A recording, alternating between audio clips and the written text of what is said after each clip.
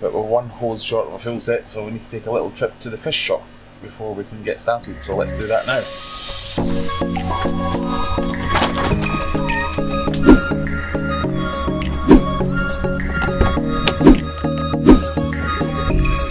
Leaving the house, go to the fish shop, get a suitable piece of tubing, and we're here.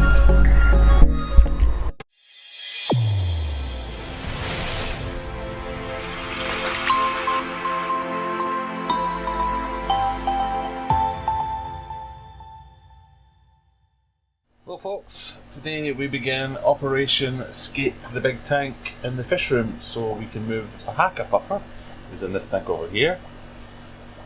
We're going to take him, he's finished his quarantine, he's finished quite a while ago actually, but I'm finally going to get round to escaping this big tank.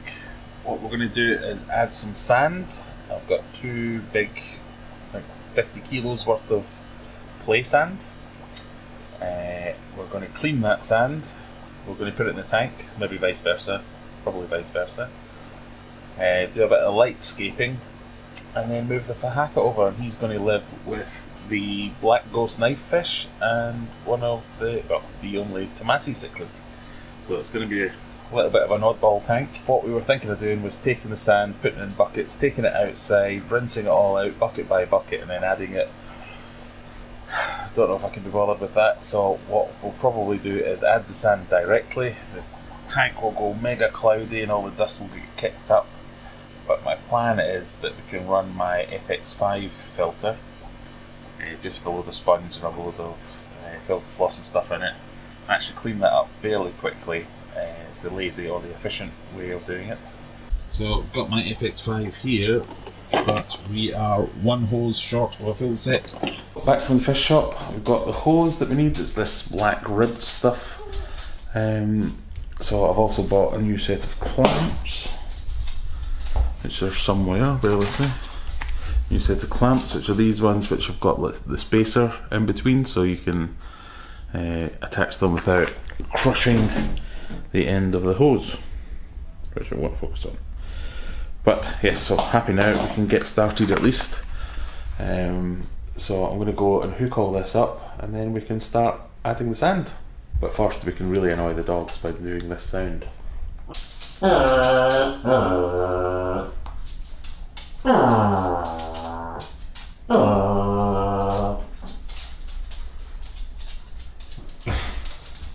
Okay, we're ready. Got the end on here. That's fine on one end, and on the other end I've just stuck a little T-piece because I didn't want it coming straight out and blowing the sand all over the place. And I'm actually using the proper nozzle for this for the display tank on the pump return. So this is just temporary until I order something better, but that'll get us going. I'm just going to remove most of the stuff out of this tank. Then we've got the FX5 down here. I'll fill that up with various bits of sponge and polyfilter, stuff like that. Essentially stuff that I don't mind binning straight away afterwards, so it's just going to get clogged up with the dust really quickly. A tank this size I might have to run it, change it once or twice, but it should get it out in a few hours, so let's see how we get on. Let's get the sand in. That's it, just going to dump it straight in.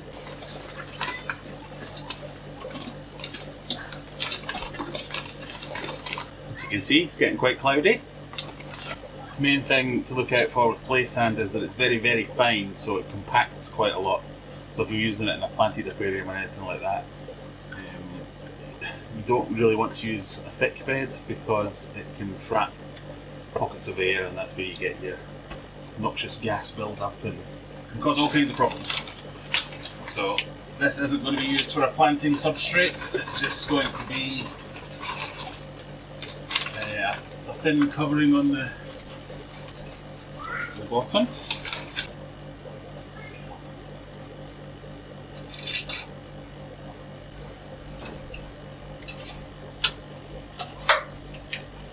Might get away with one bag actually.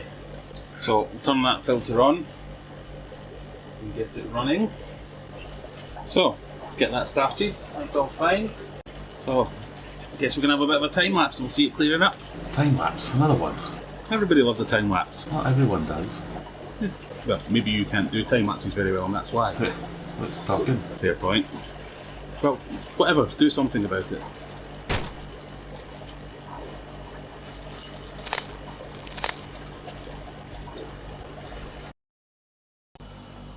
Anyway, I think someone's been watching too many Casey Neistat videos.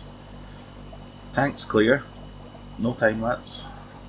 Just left it overnight. I'm not sure how long it took to actually clear it, but I've whipped out the filter, stuck in some rocks, a few plants, and we're good to go really.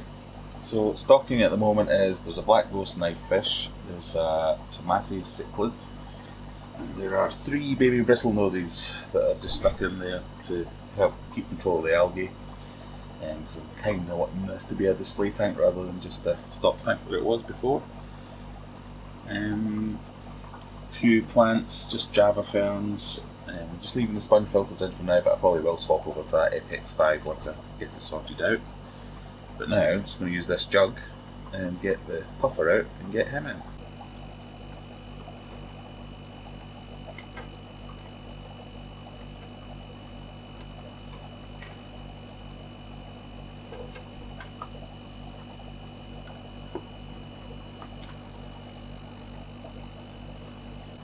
So, got them in this jug here, let's get them in.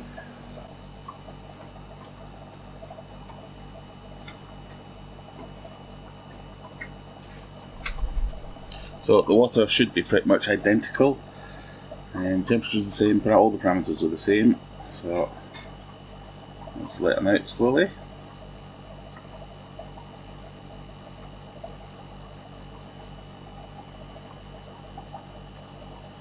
There we go.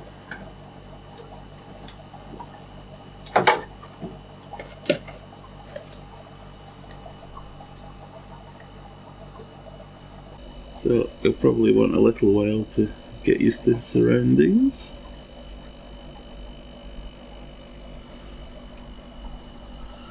Effectively, I've got this rock structure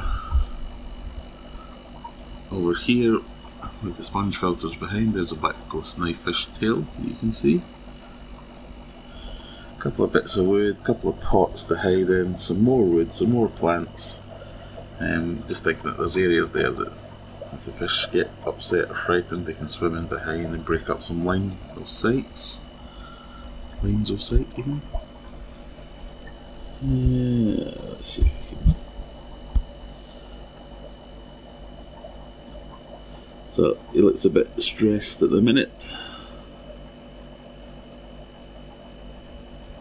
So I think we'll probably leave him here for a while, let him get settled in, and come back and try feeding him.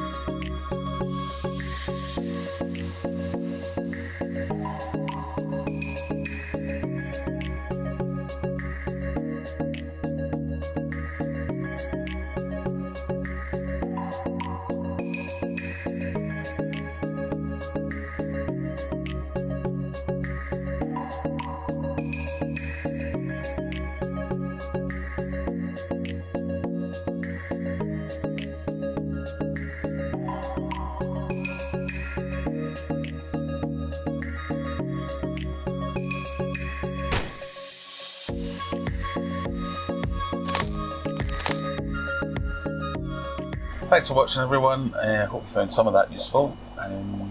Remember to click that subscribe button if you haven't already, and catch up with us the next time and you can see what's going on in the fish room and upstairs. And that's about it for today. See you next time. Bye bye.